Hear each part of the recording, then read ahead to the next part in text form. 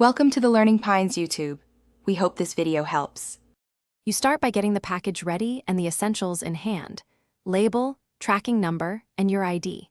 Once packed, remove old labels and securely seal seams so scans read cleanly. Use the UPS app or website to find an access point with hours that match your schedule, and note whether it's staffed or self-service. Now head out.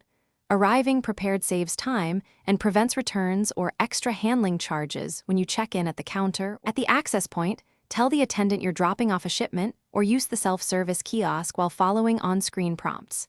Present the printed label or show the mobile barcode. Make sure the barcode is flat and unobstructed so the scanner can read it. If you paid postage online, confirm the payment and watch them scan the package. Once scanned, get a receipt or take a photo of the digital confirmation. This scan is your proof and starts the transit process. Finish by keeping the printed receipt or screenshot. Then verify tracking shows the package scanned at the access point within 24 hours. If staff reject the drop-off due to labeling, weight, or prohibited contents, ask for a written reason and take a photo of the package and label.